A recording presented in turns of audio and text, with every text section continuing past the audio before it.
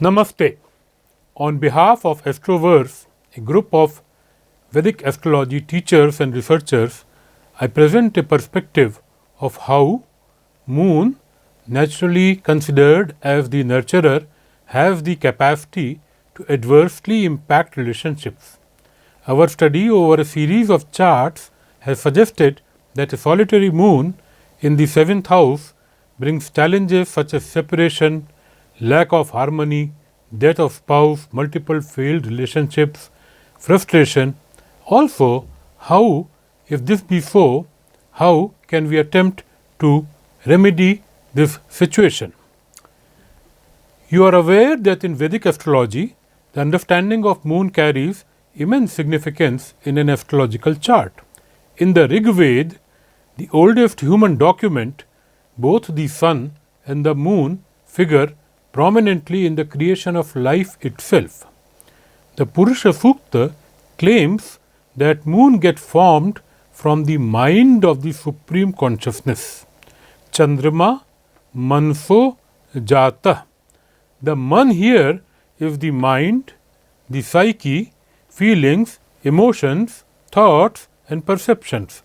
This is what in turn moon represents in the human beings. Traditionally, in Vedic astrology, the interpretation of moon and its impact is given as much importance as the ascendant itself. In fact, many charts in rural India were read with moon as ascendant, given that the Tithi and the Nakshatra, two Vedic concepts, are easily able to fix a chart. In Brihat Parashar Hora Shastra, it is said that the learned in astrology should base the effects of the moon according to the effects of the ascendant. The effect of the moon is specifically given as she rules one's mind and the mind in turn functions along to one's karma or buddhi karmanusarini. We are aware that of all the celestial bodies which make an impact on the earth, the moon is the most palpable and also most visible.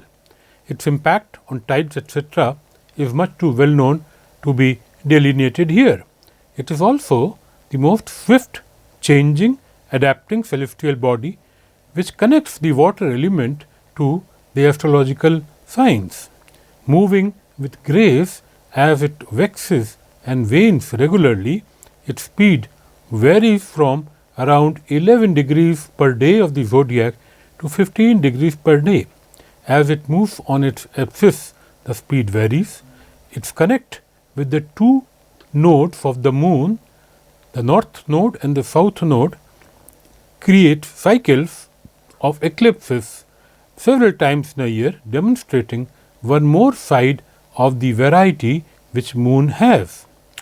Its monthly sojourn demonstrating 4 different phases with respect to the sun, akin to its daily 4-phase impact which we see on the tides, is interesting. The moon completes a cycle of the ecliptic in 29.5 odd days. It creates 3 different cycles, namely the full moon cycle, the draconian cycle where the moon gets conjunct with the nodes, and most importantly for the Vedic astrology, it creates the sidereal cycle of approximately 27.5 days where it moves across what can be seen as the fixed stars. We will come to this a bit later again. The moon's apogee and the perigee pitch in 2. This makes several variables to understand the astrological position of moon on the zodiac. We also know that the latitudinal changes as moon climbs and descends around the ecliptic, at times moving out of bounds, creates yet another cycle which is known as the lunar standstills and is yet another way of looking at the moon. Only recently, in this year of 2025, we are seeing the moon reaching the maximum on its lunar standstill cycle of almost 18 years. The fixed stars on the ecliptic are called Nakshatra in Vedic astrology. They are presently 27 in number. The moon traverses through one nakshatra every day approximately, which is around 13.20 degrees of the zodiac. Given the fact that the moon's longitudinal speed is varying every day, this makes the position of the moon different on each day and in each month. This is not current. Way back in the Rig Veda, there is a mention of Tishya Nakshatra, which is never declining. Also, it is called Pushya these days. In the Atharva Ved, we have a prayer to all the 28 nakshatras, which is now in 27 in number. So, how do all these astronomical variables relate to moon in astrology is to be seen. We know that moon represents the natural night, a mix of light and darkness. The night is governed by moon, it is cooler and it brings several shaded shadows which appear to be at times mysterious and at times mystical. It becomes vivid with stars and patterns. It also creates some sort of imaginative pictures. It is fluid, watery, developing waves in the oceans which have their own crests and troughs like the human life. It also beckons the need for rest, the soothing place where one can be worryless and relax like at the home. And more importantly, moon symbolizes the mother where a person can be at complete ease. This then all translates into the astrological moon. The attributes are all of the creative right part of human brain, feminine, feeling, emotions, perceptions, intuition, the shaded area between wakefulness, conscious awareness and the recessed semi-consciousness, conjuring depths of layers of subconscious thoughts. These then start becoming the primary astrological significance of moon, not only in Vedic astrology, but in almost all astrological ways of looking at the moon, cutting across cultures and millenniums. Finally, a key attribute of moon is that it seeks to find fulfillment, contentment, happiness and peace. All the attributes which a person seeks in human life finally. In Vedic terms, the sun and the moon are luminaries or part of the gods. The Bhagavad Gita says that the moon nurtures all life. It says that the radiance of sun and the brightness of moon actually creates whatever there is there in the nature or prakriti. The Rig Veda has a very significant shloka called the Devi Sukta. This is where the mother divine, the feminine prakriti comes into picture, which represents the moon. The moon therefore has a very significant and critical role in an astrological chart. We find that while the moon should be naturally behaving as a caregiver, as something very soothing, often it does not do so. The moon is mapped to Cancer, the natural fourth of all the 12th ascendants. This marks the true north of the direction of the zodiac. It is also the midnight or the nadir of the zodiac when we look at the high noon or the zenith of the zodiac in the southern direction. Having said this, we find that moon is not only a key figure in understanding human needs and wants, it also can play different roles, that of the nourisher, the nurturer, the giver, as well as creating formidable hurdles and obstacles where you don't expect them to be. The appreciation that the same moon can either be supportive or an obstacle is a key to understanding astrological nuances in Vedic astrology. How do then we measure the strength of moon in a chart? How do we know whether the moon is going to be benefic or whether it is going to give challenge, or it is going to be both? In Vedic astrology, one of the key parameters is its relationship with the sun.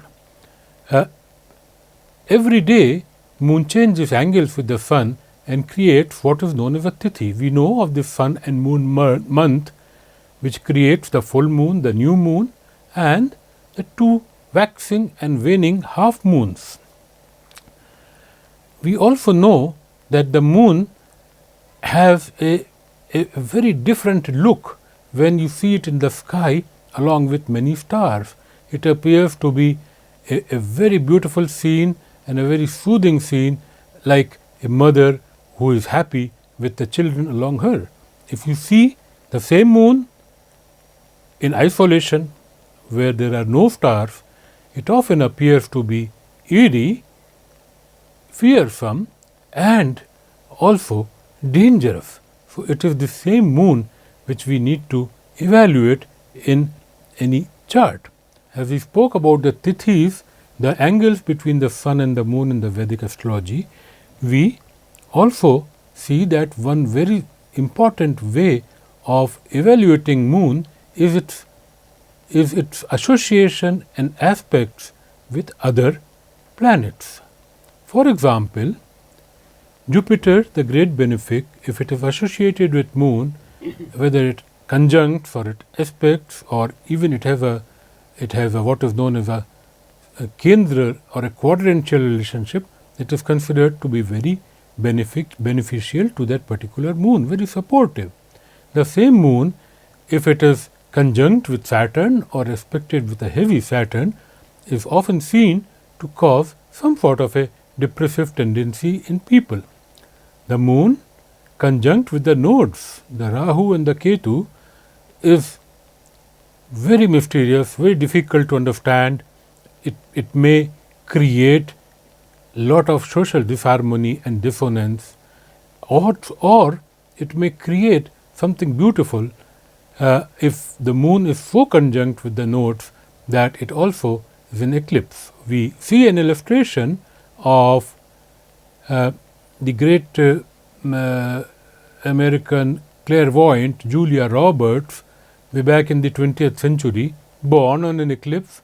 She exhibited knowledge which was beyond her normal understanding, a almost psychic knowledge of what the world order has been. In Vedic astrology, the association of moon with other graphs is called as yogas. There are several yogas, moon-based yogas. The Anafa Yoga, the Sunafa Yoga, and the Durdara Yoga are grahas, planets, which are in second to or 12th house to the moon, and show that the moon, if it is supported on either flank by grahas, is a far more stronger moon. We have also seen that if the grahas exist on both sides of the moon, then it really becomes even more stronger. The Bharat Parashar Hora Shastra says that moon, if it is not associated or aspected by any graha, becomes a challenged moon. It becomes weak. It is known in Vedic lore as the Kemadrama Yoga or Kemadrama Dosh. The Kemadrama Dosh means that the moon is in splendid isolation. This moon is considered such a weak moon that it is said to rob the person who has such a moon of all riches and reduce him to penury. It is also seen that such a moon has an adverse potential for people as far as their ability to interact harmoniously with others is concerned. Even if such a moon is a powerful full moon, it can become a challenge, for this is where the lunatic part emerges. The human psyche in itself is quite frail, weak, and needs to be well poised and balanced for a happy social life and harmonious human interactions. So, we have observed that the moon with a Kemadram effect can create a lot of misery for the person. And if that Kemadram effect appears in the 7th house, the bhava, the house which relates to human relationships and man-woman spousal relationships, marriage, marital relationships, it becomes even more of a formidable obstacle. In the Brihat Parashar Hora Shastra, which is almost a reference Vedic astrological book, the chapter 18 says, if the moon is in 7th or as the 7th lord on the 12th and the Karaka, the significator of marriage, is bereft of strength, then the person will not enjoy marital happiness. Daro Sokhyam na Vidyate, meaning that the moon in the 7th has the adverse impact of diminishing the effects of relationships and create challenges in the marital situations. We have in our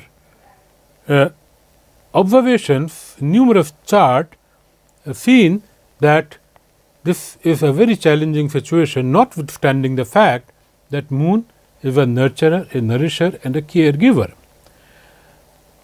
I am introducing 7 different charts here which can be seen here on the screen. I will discuss on 2 or 3 charts of that. The first chart is that of a girl born on December 23, 1990 at 23:07 hours in Fardulpur, India. All the charts which we are casting are being casted on the Jagannath Hora software with a Lahiri Ayanansh, and all the births as of now are from India. This particular chart, we see that Leo is the ascendant, the moon stands in the 7th house.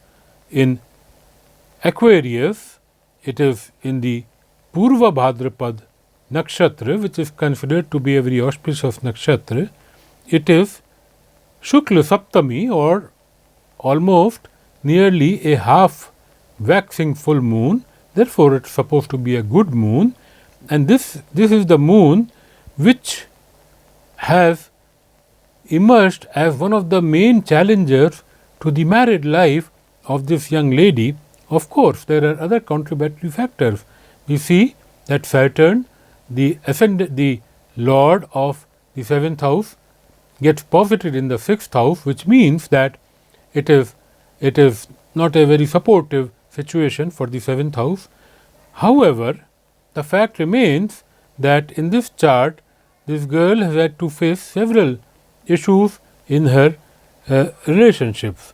There is another chart, similar chart, which I bring to your notice.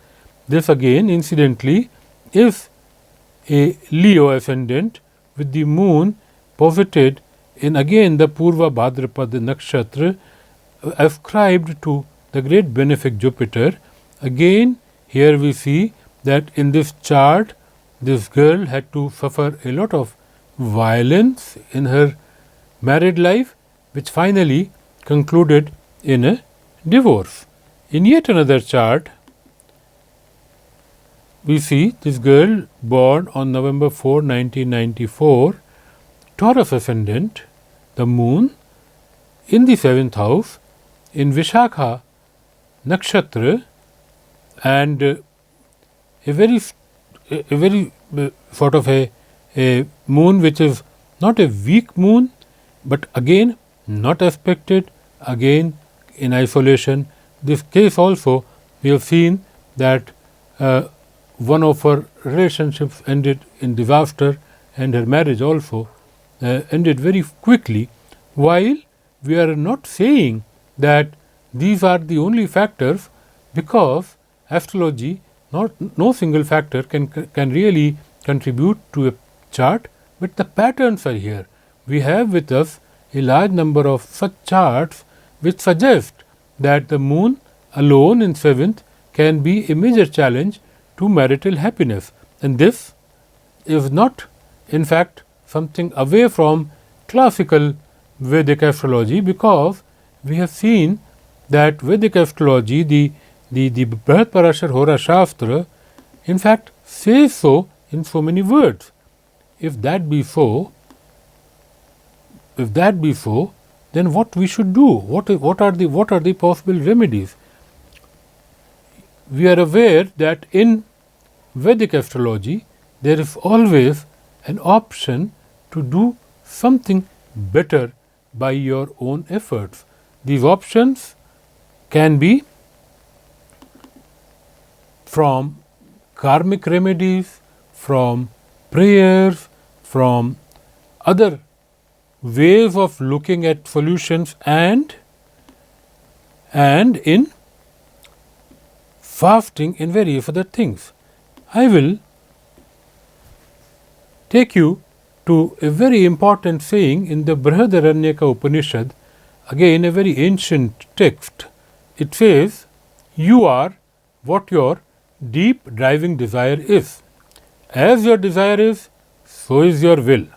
As your will is, so is your deed or karma, and as your karma is, so is your destiny." That is, it is what the deep thought within you, the intrinsic thought within you, which makes your destiny.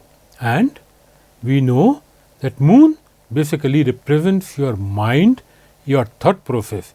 If that can be changed, then a lot good can happen, though it is easier said than done. In another very ancient text called the Niti Shatakam, given by Rishi Brihathari, it says that while each of us has to go through the effects of the accumulated karma which we have, it says buddhi karma anusarini, meaning that while do you have to do that, if you are a wise person, you will do things after a careful consideration. Now, what if this be so, then what remedies can we give? One of the primary moon remedies are donation of white things. White things meaning milk, clothes. Charity of this is very useful. We have also seen that staying in white light, staying cool, is also very beneficial in changing the impact of the challenges of the moon. We know that moon is the mother. Now, one of the best karmic remedies which is possible, and it can have a very good impact, provided it's done with a lot of conviction and consistently, is spending time with elderly women or mothers. Such women are often the source of huge support to the person who is there. Another thing is prayers to the mother, yoga, breathing, meditation, seeking serenity is something again which is very helpful in these situations. 7th house particularly, intentful and mindful attention to the needs and desires of partners is probably the single answer for ensuring remedial measures. We in Vedic astrology give a lot of importance consistent prayers, particularly the mantra. The mantra, has significant spiritual sort of vibrations which are very useful. The Chandra Samanya mantra or the general mantra says Om Som Somaya Namaha, and then there is the Bija mantra supposed to be really powerful. It goes Om Shram Shrim Shram Sah Chandramahe Namah. Interestingly, we have in Vedic astrology prayers to each nakshatra. They were mentioned for the first time about 4000 years back in the Taittiriya Upanishad. I will illustratively give one prayer to those who are born in Kritika Nakshatra. This prayer can work wonders, but in all these situations, it will not be easy because you would be going against the basic nature. Therefore, it has to be done with a lot of sincere and purposeful action. Having said this, I will take you back to the situation that which we have been sort of working on, finding these observations that the 7th moon can be a challenge. We will definitely be happy to work more on this, gather more data and see that how that we can take this ahead. We would also be happy to make it some sort of a, if we can help people in doing so, that would also be great. Thank you so much for all your attention to this particular presentation of Astroverse. Namaste.